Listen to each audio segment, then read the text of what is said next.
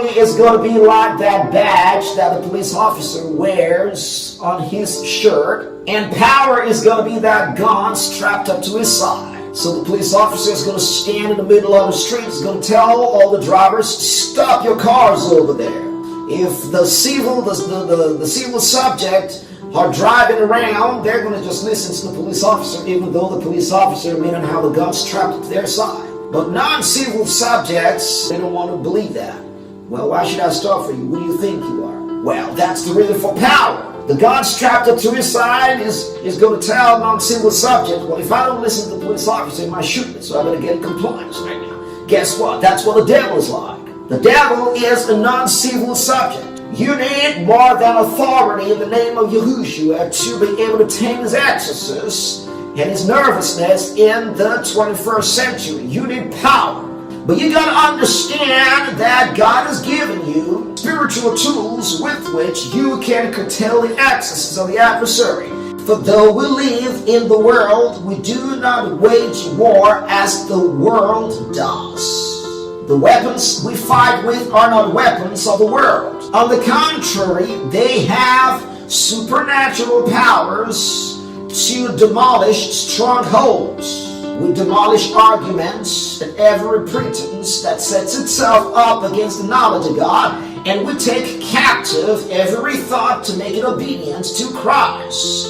And we will be ready to punish every action of disobedience once your obedience is complete. Jesus says, all authority in heaven and on earth has been given to me, therefore go and make disciples of all nations.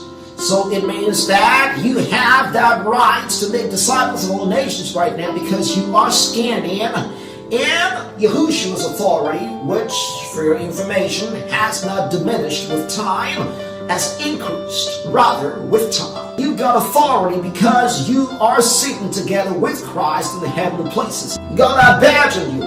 Come on, I can do something. I can do. You believe that in the name of Jesus. And that believing that and understanding that, well, if I believe that, and I can start learning right now how to use my authority, which is going to be inclusive of me learning how to use my weapons, the weapons of my warfare, to take my adversary, is going to become easy for you. You don't try to take authority if you harbor treason in your heart. That's the reason the status of zero treason has got to be your foundation to make your authority work for you. It's got to be your foundation. To make your authority a badge to be in place, you got to make sure there is no treason. That's the reason the book of James is going to tell you submit to God, then resist the devil, is going to flee away from it. So how do we stand in authority? Put on the whole armor of God. Ephesians chapter 6 from verse 14 to verse 17 tells you what to do to be keated, which is actually another replay of how the priests of the Old Testament used to get dressed before they started praying and offering up incense in the tabernacle of Moses. Understand what it takes to put on the armor. Well, how do you use the sword of the Spirit? Well, that's what Ephesians 6:18 now talks about.